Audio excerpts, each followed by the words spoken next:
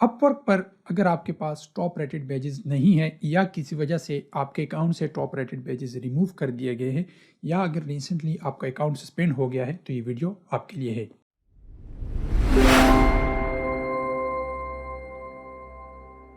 3 months पहले मेरे account suspend कर दिया था अपवर्क ने ये कह के कि आपने अपने क्लाइंट से आउटसाइड ऑफ अपवर्क पैसे लिए हैं। उनके कॉन्टैक्ट सपोर्ट से बात करने के बाद मैंने अपने अकाउंट को रीएक्टिवेट कर लिया, लेकिन इसके बाद ये हुआ कि उन्होंने मेरी जो एजेंसी से टॉप रेटेड बैजेस थे वो रिमूव कर दिए और मेरे अकाउंट पे जो टॉप रेटेड प्लस का बैज था वो रिमूव कर दिया और उन्होंने अनहोल्ड पे रखा ये, क्योंकि 3 मंथ्स मुझे कंसेक्टिवली काम करना पड़ेगा। अगर तब भी मैं एलिजिबल हूँ इन बैजेस के लिए तो वो बैजेस मुझे वापस मिल जाएंगे। तो अल्लाह का बहुत करम है कि वो बैजेस मुझे वापस मिल गए हैं। प्रीवियस वीक में मेरे अकाउंट पे टॉप रेटेड प्लस बैज वापस आ गया है और मेरे जो एजेंसी है उस पर भी टॉप रेटेड एजेंसी का जो बैज है वो वापस आ गया है।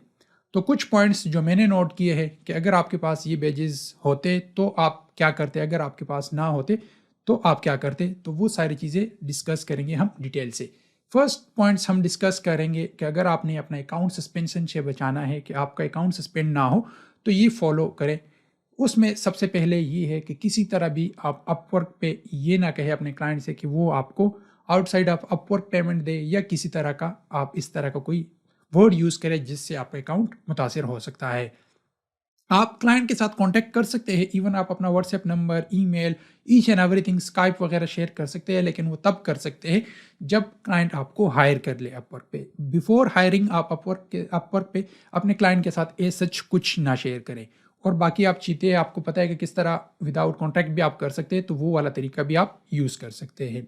इसके बाद फिर आप किसी तरह की ए सच एक्टिविटीज़ में ना इन्वॉल्व हो कि बार बार अपने क्लाइंट को कहे कि आपको फीडबैक दे या आपको हायर करे या ए सच आपको कोई जॉब दे, तो ए सच भी आप कोई एक्टिविटी ना करें जिसकी वजह से आपका अकाउंट सस्पेंड हो सकता है।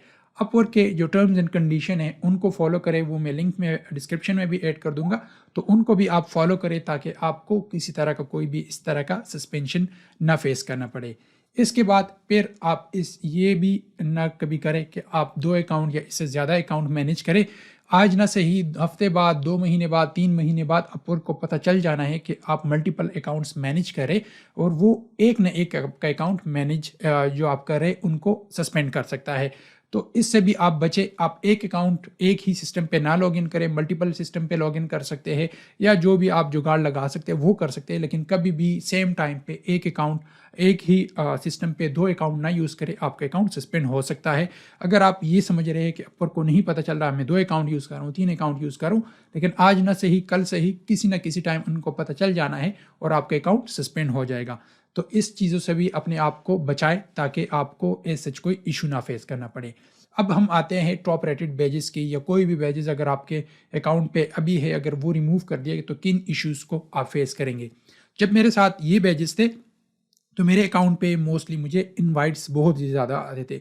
मैं बिफोर और आफ्टर आपको यहाँ पे स्क्रीनशॉट्स भी दिखा दूंगा कि जब मेरे साथ बैजेस थे मुझे कितने इनवाइट्स आते थे, जब बैजेस नहीं होते थे तब मुझे कितने इनवाइट्स आते। तो ये वाकई आपके अकाउंट को इफेक्ट करता है, आपके प्रोफाइल व्यू को भी इफेक्ट करता है कि आपके प्रोफाइल पे कितने व्यूज़ आ रहे हैं।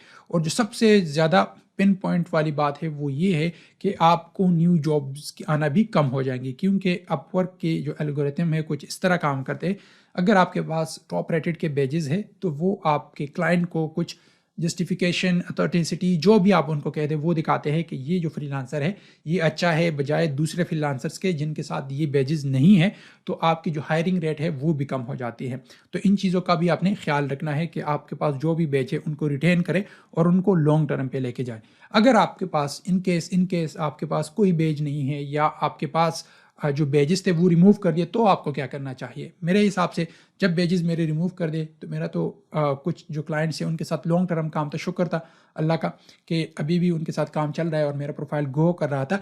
लेकिन इसके साथ मुझे न्यू जब क्लाइंट्स वो मिलना कम हो गए तो मैंने अपने जो बिडिंग स्टाइल है उनको चेंज किया स्लाइटली। लेट सपोज अगर मैं दिन में जो मेरे साथ बैजेस थे 8 प्रपोजल सेंड करता था, अभी मैं 15 कर रहा हूँ, 20 कर रहा हूँ। क्यों? क्योंकि मुझे पता है कि कुछ क्लाइंट्स ने रिप्लाई नहीं करना, कुछ ने अगर रिप्लाई कर भी दिया तो वो कम करेंगे प्राइस या एज सच, क्योंकि मैं उस मोड में नहीं हूँ कि मैं अपने टर्म्स एंड कंडीशन उनको बताऊँ, क्योंकि वो अभी टॉप पे है तो वो उन्होंने मुझे सारी चीज़ें डिक्टेट करनी है।